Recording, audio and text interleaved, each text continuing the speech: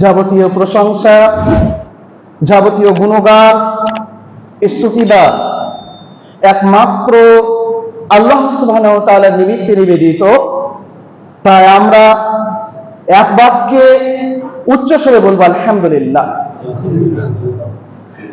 অতঃপর অসংখ্য শান্তির ধার ও করুণার ধারা বর্ষিত হোক মুহাম্মদ ইবনে আব্দুল্লাহ সাল্লাল্লাহু আলাইহি ওয়াসাল্লামের প্রতি, যিনি সর্বহারাদের মহান নেতা, যিনি নবিকুল শিরোমণি, যিনি রহমতের মুক্ত প্রতীক, যিনি প্রশিক্ষক, যিনি বিজ্ঞ।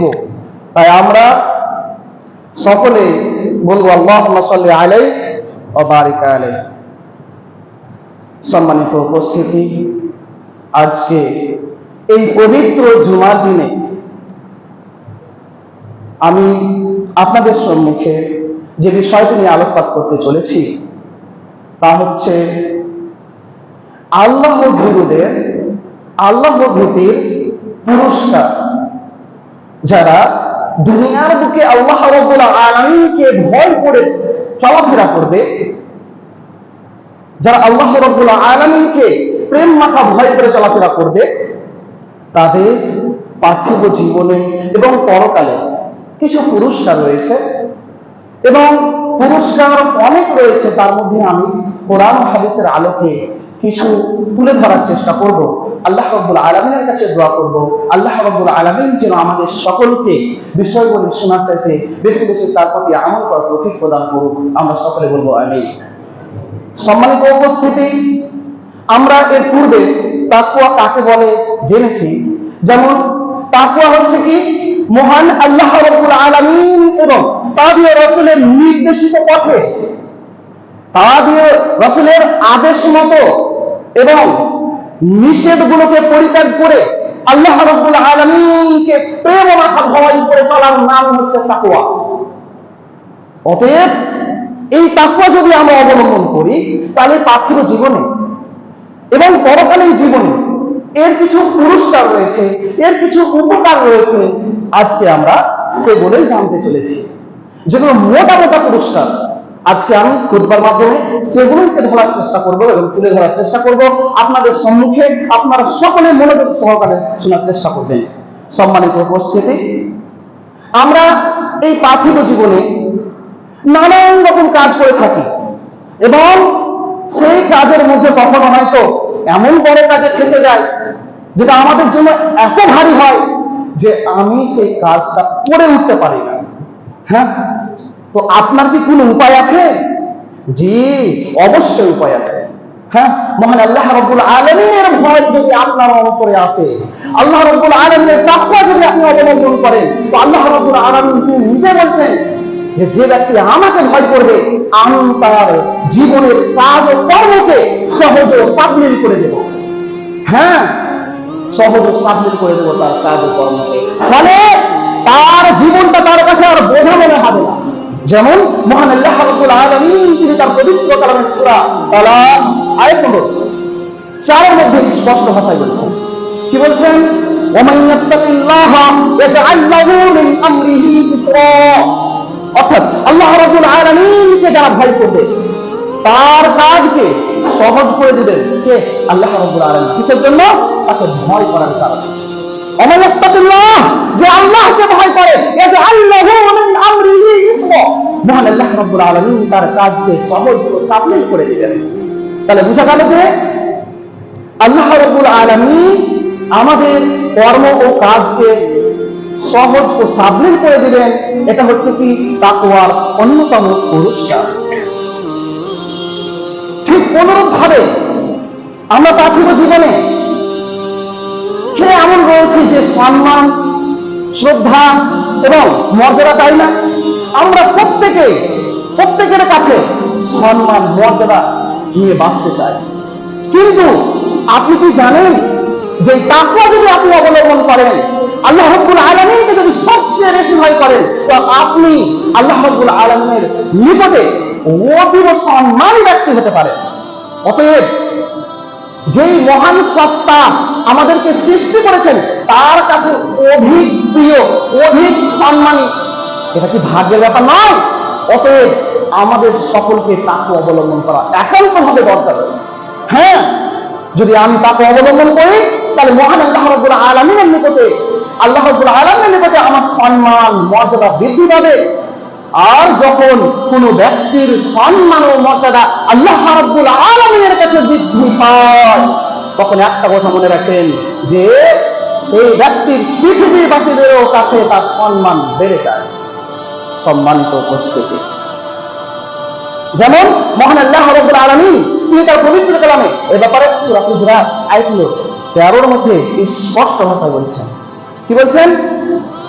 ইন্না আকরামাকুম ইনদাল্লাহি আতকাকুম, অর্থাৎ নিশ্চয়ই তোমাদের মধ্যে সেই ব্যক্তি আল্লাহ রাব্বুল আলামিনের নিকটে অধিক সম্মানী যে আল্লাহ রাব্বুল আলামিনকে সবচেয়ে বেশি ভয় করে।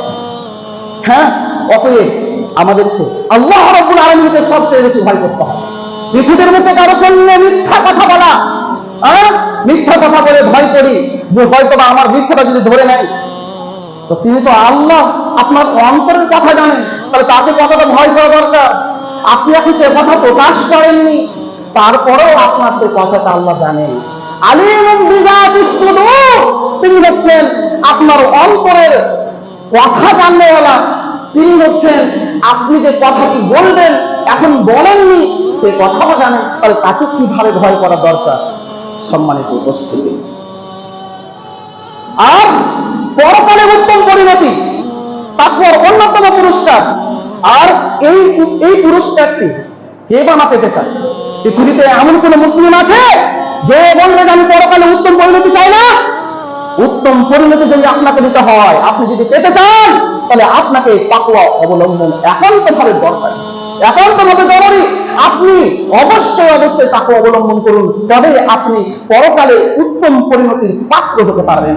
সম্মানিত উপস্থিতি, যেমন এ ব্যাপারে মহান আল্লাহ রাব্বুল আলামিন তিনি তার পবিত্র কালামে সূরা কাসাস আয়াত নম্বর 83 এর মধ্যে বলছেন। কি বলছেন? ওয়াল আকিবাতু লিল মুত্তাকিন, অর্থাৎ উত্তম পরিণতি মুত্তাকিদের জন্য। যারা মুত্তাকি, যারা আল্লাহকে ভয় করে, তাদের জন্য উত্তম পরিণতি।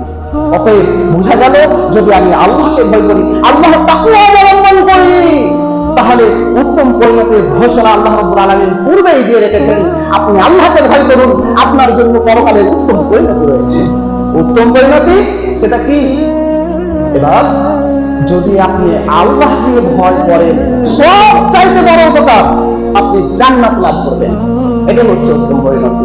হ্যাঁ, আপনি যদি আল্লাহ রাব্বুল আলামিনকে দুনিয়ার মধ্যে ভয় করে চলেছেন, তার আদেশ ও নিষেধগুলোকে মেনে চলেছেন, আদেশগুলোকে পালন করেছেন, নিষেধগুলোকে পরিত্যাগ করেছেন, যে আল্লাহ রাব্বুল আলামিন রাসূল নিষেধ করেছে সেগুলোকে পরিত্যাগ করে চলেছেন, তাহলে আল্লাহ রাব্বুল আলামিন বলছেন যে তার নিকটবর্তী করা হবে। কাকে?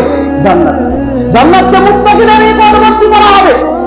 যেমন মহান আল্লাহ রাব্বুল আলামিন তিনি তার পবিত্র কালামে সূরা আশ-শুআরা আয়াত নম্বর 89 থেকে 91 এর মধ্যে বলছেন। কি বলছেন? ইল্লা মান আতাল্লাহা বিকলবিন সালিম ওয়া উযলিফাতিল জান্নাতু লিল মুত্তাকিন ওয়া বুররিজাতিল জাহিমু লিল গাবিন। আল্লাহ রাব্বুল আলামিন স্পষ্ট ভাষায় বলছেন। কি বলছেন? ইল্লা মান আতাল্লাহা বিকলবিন সালিম, তবে যে আল্লাহ রাব্বুল আলামিনের নিকটে সুস্থ অন্তরে আসবে। সুস্থ অন্তর, যে নিজের আত্মাকে পরিশুদ্ধ করেছে, যে নিজের আত্মাকে সংরক্ষণ করেছে, সমস্ত পাপ কর্ম থেকে দূরে থেকেছে। আর এটাকে যারা মুত্তাকি, যার অন্তরে আল্লাহর ভয় হবে, সে অন্তর হচ্ছে সুস্থ অন্তর। আল্লাহ রাব্বুল আলামিন যেমন তার কোরআনে বলছেন, ওয়াউযুলিকাতিল জান্নাতু লিল মুত্তাকিন, মুত্তাকিদের নিকটবর্তী করা হবে। এই জান্নাতকে মুত্তাকিদের নিকটবর্তী করা হবে। আর জাহান্নাম কাদের নিকটবর্তী করা হবে? তারপর আল্লাহ তাআলা নিজেই বলছেন, অবুররিজাতিল জাহিমু লিল গাবিন, অর্থাৎ জাহান্নামকে নিকটবর্তী করা হবে পথভ্রষ্টকারীদের জন্য। যারা পথভ্রষ্টকারী তাদের জন্য এই জাহান্নামকে উন্মোচিত করা হবে। পথভ্রষ্টকারী কারা?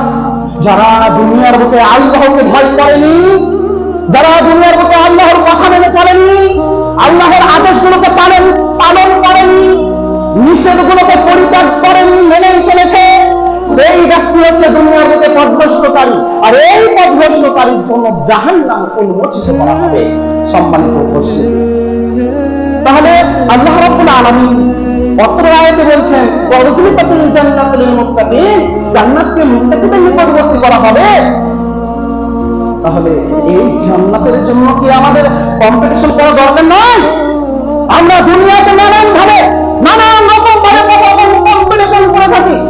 কখনো স্কুলে দেখবেন ছোট ছোট বাচ্চাদেরকে নিয়ে খেলাধুলার মাধ্যমে কম্পিটিশন, এবং সেখান থেকে ফার্স্ট সেকেন্ড থার্ড বাছাই করা হয়। ঠিক একই ভাবে পরীক্ষার মাধ্যমে ফার্স্ট সেকেন্ড থার্ড, ঠিক একই ভাবে কোন ফিল্ডে ঘোড়া রেসের মাধ্যমে কম্পিটিশন, সাইকেল মোটর সাইকেলের মাধ্যমে রেস দিয়ে কম্পিটিশন।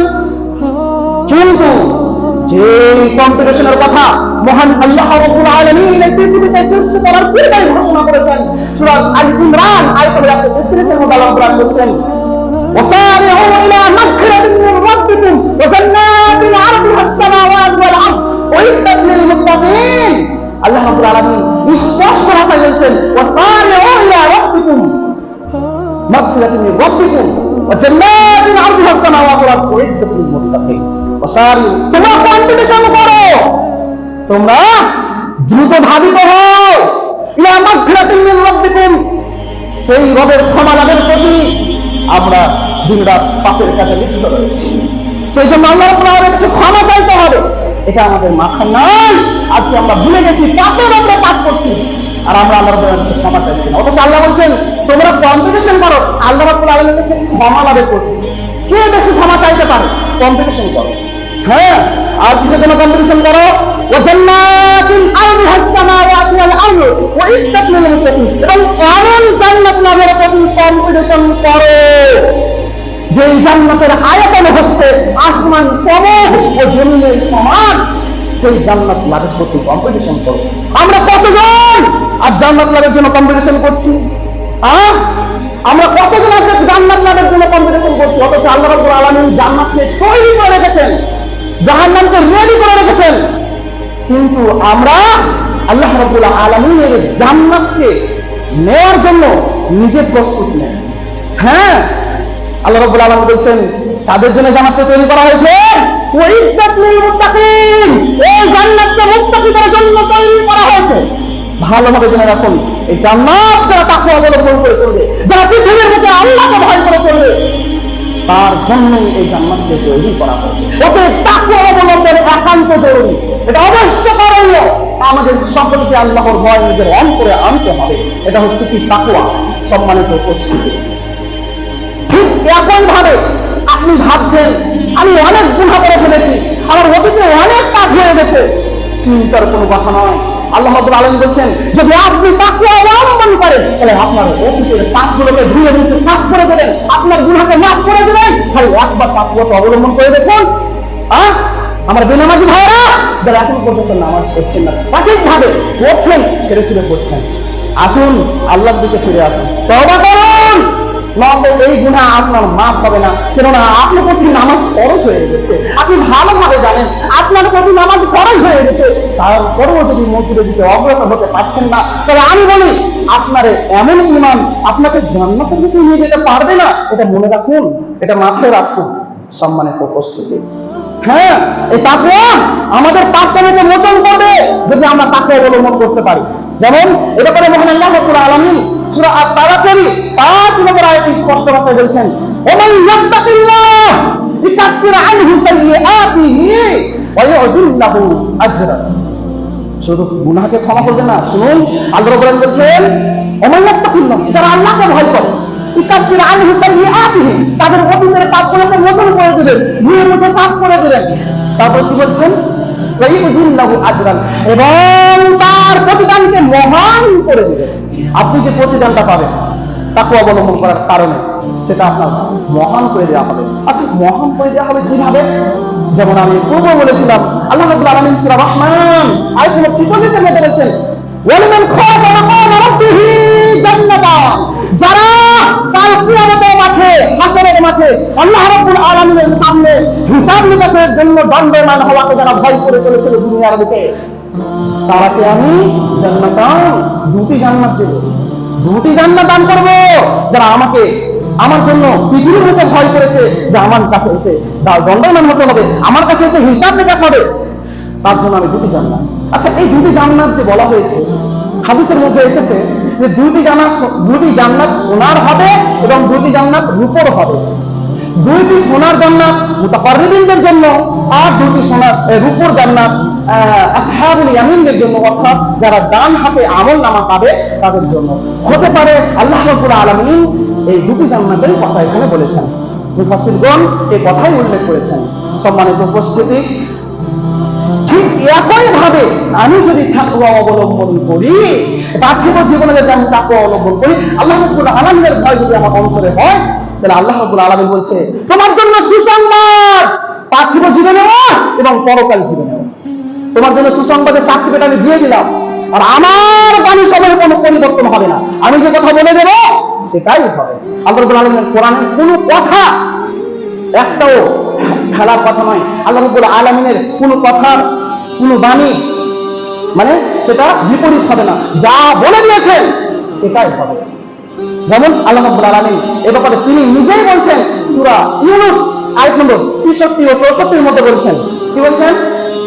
আল্লাহ রাব্বুল আলামিন বলছেন আল্লাযীনা আমানু ওয়া কানু ইয়াত্তাকুন, যারা আমার প্রতি বিশ্বাস করেছে দুনিয়ার বুকে, আমার প্রতি ঈমান আনয়ন করেছে অর্থাৎ বিশ্বাস করেছে, ওয়া কানু ইয়াত্তাকুন এবং যারা তাকওয়া অবলম্বন করেছে, লাহুমুল বুশরা ফিল হায়াতিদ দুনিয়া ওয়া ফিল আখিরাহ, তাদের জন্য এই পার্থিব জীবনে এবং পরকালে রয়েছে সুসংবাদ। সুসংবাদ তাদের জন্য যারা আল্লাহর প্রতি বিশ্বাস করার পরে পরে আল্লাহ রাব্বুল আলামিনকে ভয় করে, অর্থাৎ তাকওয়া নিজের অন্তরে আনে, তাদের জন্য সুসংবাদ। তারপর কি বলছেন? লা তাবদীলা লিকালিমাতিল্লাহ, আল্লাহ রাব্বুল আলামিনের বাণী সময়ে কোনো পরিবর্তন নেই। আল্লাহ বলে দিয়েছেন সুসংবাদ তো সুসংবাদ, মুত্তাকিদের জন্য জান্নাত তো সে জান্নাত পাবে, এর কথার কোনো পরিবর্তন হবে না। এই কথা আল্লাহ রাব্বুল আলামিন বলেছেন লা তাবদীলা লিকালিমাতিল্লাহ, আল্লাহ রাব্বুল আলামিনের বাণী সময়ে কোনো পরিবর্তন নেই, কোরআনের কোনো পরিবর্তন নেই। কোরআনে যে কথা আল্লাহ উল্লেখ করে দিয়েছেন সেটাই হবে। কিয়ামত হবে তো হবে, জান্নাত লাভ করবে মুত্তাকিরা তো করবে, জাহান্নামে যাবে পথভ্রষ্টকারীরা তো যাবে, এর কোনো পরিবর্তন হবে না। এই কথাই আল্লাহ রাব্বুল আলামিন এখানে বলতে চাইছেন। তারপরে বলছেন যালিকা হুয়াল ফাউজুল আযীম, এটাই হচ্ছে মহা সফলতা, এটা মহা সফলতা। আমরা আজকে কোথায় কোথায় না যাচ্ছি এই সফলতা খোঁজার জন্য। আমাদের সন্তান হচ্ছে না, আমার জন্য সন্তান হয় এর জন্য আমি কোথায় যাচ্ছি? পীর বাবার কাছে যাচ্ছি। কিন্তু আল্লাহ রাব্বুল আলামিন বলছেন তুমি যদি মহা সফলতা খুঁজতে চাও, তুমি যদি বাস্তবে সফলতা খুঁজতে চাও, তাহলে আমার দিকে এসো, আমাকে ভয় করো, আমার তাকওয়া তুমি অবলম্বন করো, দুনিয়া এবং পরকাল আমি তোমার উন্নত করে দেব। আমি তোমাদের জন্য সুসংবাদ দিয়ে রেখেছি দুনিয়া পরকালের মধ্যে। সম্মানিত উপস্থিতি, এই কিছু আয়াত থেকে আমরা বুঝলাম যে আল্লাহ রাব্বুল আলামিন আমাদের জন্য কত পুরস্কার রেখেছেন যদি আমরা আল্লাহকে ভয় করে চলি। তারপরে যদি আমাদের বিবেকে না ধরে, তাহলে এবার আপনি নিজের অন্তরে হাত রাখুন আর ভাবুন যে এতবার খুতবার মাধ্যমে বলা হয় যে নামাজের দিকে এসো, শুধুমাত্র খুতবার মাধ্যমে নয়, যে মুয়াজ্জিন 5 ওয়াক্তের নামাজে বলছে হাইয়া আলাস সালাহ, এসো সালাতের দিকে এসো, হাইয়া আলাল ফালাহ, এসো কামিয়াবির দিকে, সাফল্য লাভের জন্য আসো, কিন্তু আমাদের কথা কানে ধরে না। মানে আমাদের ঈমান এত দুর্বল হয়ে গেছে যে ঈমান আমাদেরকে মসজিদে থেকে নিয়ে আসতে পারে না। সেই ঈমান জান্নাত আমাকে কখন নিয়ে যেতে পারে? কখনোই। অতএব আপনি আল্লাহকে ভয় করুন। সম্মানিত উপস্থিতি, এবার হাদিসের দিকে অগ্রসর হব। তোর মধ্যে আমি প্রথম হাদিস যেটা নেব, জামি আত-তিরমিজি হাদিস নম্বর 1987 নম্বর হাদিস, যে হাদিসটি বর্ণনা করেছেন আবু যর রাদিয়াল্লাহু আনহু। তিনি নিজে বর্ণনা করেছেন যে রাসূলুল্লাহ সাল্লাল্লাহু আলাইহি ওয়াসাল্লাম আমাকে বলেছেন, 3টি আদেশ দিয়েছেন। কয়টি আদেশ? 3টি আদেশ। এই 3টি আদেশ আবু যরের মাধ্যমে আমাকে রাসূলুল্লাহ সাল্লাল্লাহু আলাইহি ওয়াসাল্লাম আদেশ করছেন যে অতএব আমাদের জন্য এই হাদিসের মধ্যে শিক্ষণীয় কিছু বিষয় রয়েছে, অবশ্যই আমাদের একটু ভালোভাবে মনোযোগ সহকারে শোনা দরকার। আবু যর জন্য বর্ণনা করছেন জামি আত-তিরমিজি 1987 নম্বর হাদিস, যে হাদিসটি আরবি বাক্য হচ্ছে عن ابي ذر قال قال لي رسول الله صلى الله عليه وسلم اتقوا الله حيثما كنت واتبع السيئه الحسنه تمحها وخالق الناس بخلق حسن। অর্থাৎ আবু যর জন্য বলছেন নবী করিম সাল্লাল্লাহু আলাইহি ওয়াসাল্লাম আমাকে বললেন ইত্তাকুল্লাহ, তুমি আল্লাহকে ভয় করো, হাইসুমা কুনতা, তুমি যেখানেই থাকো না কেন আল্লাহকে ভয় করো। এটার দ্বারা কি হবে জানেন? যে আমি যেখানে থাকি শুধু আল্লাহকে যদি ভয় করি, তাহলে এর মাধ্যমে আমার দ্বারা কোনো গুনাহ করা অসম্ভব, তাহলে আমি আল্লাহকে ভয় করব। হ্যাঁ, যতক্ষণ পর্যন্ত আপনার অন্তরে আল্লাহর ভয় থাকবে ততক্ষণ পর্যন্ত আপনি কোনো গুনাহের কাজে হাত দিতেই পারবেন না। এক নম্বর আদেশ হয়ে গেল, যেখানে থাকো না কেন আল্লাহকে ভয় করো। দুই নম্বর কথা বলছেন, ও আপনি ইসসাইয়াতাল হাসানাতা তামহুহা, এবং প্রত্যেক গুনাহের পরে পরে একটি নেকির কাজ করো। এই নেকির কাজ করার বদলে হতে পারে আল্লাহ রাব্বুল আলামিন তোমার যে গুনাহ ছিল সেই গুনাহকে মুছে ধুয়ে সাফ করে দিতে পারেন, অর্থাৎ সেই গুনাহকে মোচন করে দিতে পারেন। প্রত্যেক গুনার পরে একটা নেকির কাজ করো। অনুরূপ ভাবে তিন নম্বর আদেশ দিচ্ছেন আর বলছেন, ওয়াখালিকিন নাসা বিখুলুকিন হাসান, অর্থাৎ লোকেদের সঙ্গে উত্তম আচরণ করো। হতে পারে উত্তম আচরণ তোমার জান্নাত যাওয়ার মাধ্যম হতে পারে। সম্মানিত উপস্থিতি, এই হলো কি প্রথম হাদিস, যেখানে আমি বলতে চাইলাম যে রাসূলুল্লাহ সাল্লাল্লাহু আলাইহি ওয়াসাল্লাম আমাদের বলছেন, তুমি যেখানেই থাকো না কেন আল্লাহকে ভয় করো। অতএব আমরা যেখানেই থাকবো আল্লাহ রাব্বুল আলামিনকে ভয় করব। অনুরূপ ভাবে জামিয়া তিরমিজির 2 নম্বর হাদিস আপনাদেরকে সামনে বলছি, যেটা কি আমার কাছে 2 নম্বর, কিন্তু হাদিস নম্বর কত? 1639 নম্বর হাদিস। যে হাদিসটি বর্ণনা করেছেন ইবনে আব্বাস রাদিয়াল্লাহু আনহু। হাদিসের আরবি বাক্য হচ্ছে, ইবনে আব্বাস قال سمعت رسول الله صلى الله عليه وسلم يقول عينان لا تمسهما النار عين بدت من خشية الله وعين باتت تحرس في سبيل الله। অর্থাৎ ইবনে আব্বাস রাদিয়াল্লাহু আনহু বর্ণনা করছেন যে রাসূলুল্লাহ সাল্লাল্লাহু আলাইহি ওয়াসাল্লামকে আমি বলতে শুনেছি দুটি চক্ষুর ব্যাপারে, যে যেই দুটি চক্ষুকে জাহান্নামে স্পর্শ করবে না, অন্য মধ্যে প্রথম যেটা চক্ষু সেটা হচ্ছে কি আইনুন বাতাত মিন খাশিয়াতিল্লাহ, যে চক্ষু আল্লাহর ভয়ে কন্দন করে। হ্যাঁ, যে চক্ষু আল্লাহর ভয়ে কন্দন করে সেই চোখকে জাহান্নামে স্পর্শ করবে। যখন চোখ জাহান্নামে স্পর্শ করবে না, পুরো দেহ জাহান্নামে স্পর্শ করতে পারবে না। এই কথা আল্লাহ রাসূল বুঝাতে চাইছেন। আর এর পূর্বে আমি বলেছিলাম সহিহ বুখারীর 607 নম্বর হাদিসে আল্লাহ রাসূল বলছেন যে 7 শ্রেণীর ব্যক্তি কাল কিয়ামতের মাঠে আল্লাহ রাব্বুল আলামিনের আরশের ছায়াতলে আশ্রয় পাবে। কোন মধ্যে এক শ্রেণীর ব্যক্তি হচ্ছে তারা যাদের ব্যাপারে বলা হচ্ছে কি রাজুলুন যাকারাল্লাহ খালিয়ান ফাফাযাত আইনাহু, যে নির্জনে, যে ব্যক্তি নির্জনে আল্লাহ রাব্বুল আলামিনকে স্মরণ করে এবং তার দুই চোখ দিয়ে অশ্রুধারা বইতে থাকে। হ্যাঁ, এই ব্যক্তি কাল কিয়ামতের মাঠে আল্লাহ রাব্বুল আলামিনের আরশের ছায়াতলে আশ্রয় পাবে। এক তো আল্লাহ রাব্বুল আলামিনের ছায়াতলে আশ্রয় পাবে, আরশের ছায়াতলে, এবং দ্বিতীয়ত সেই ব্যক্তিকে জাহান্নামে স্পর্শ করবে না। আচ্ছা, এটা 2 নম্বর চক্ষু। 2 নম্বর চক্ষুর ব্যাপারে বলা হচ্ছে যে চক্ষু আল্লাহর রাস্তায় অর্থাৎ জিহাদের ময়দানে গিয়ে জিহাদের সমস্ত মালের সংরক্ষণের জন্য রাত্রিকে ঘুমবিহীন অবস্থায় অতিবাহিত করে ফেলে, সেই চক্ষু জাহান্নাম স্পর্শ করতে পারবে না। সম্মানিত উপস্থিতি, এবার সর্বশেষ হাদিস আমি বলবো সহিহ মুসলিম থেকে, আর একটি মাত্র হাদিস বলবো, আর এই হাদিস বলে আমার আজকে বিষয় সংক্ষিপ্ত করব, সমাপ্ত করব। আল্লাহ রাব্বুল আলামিন আমাদের সবাইকে শোনা তৌফিক প্রদান করুন ভালোভাবে।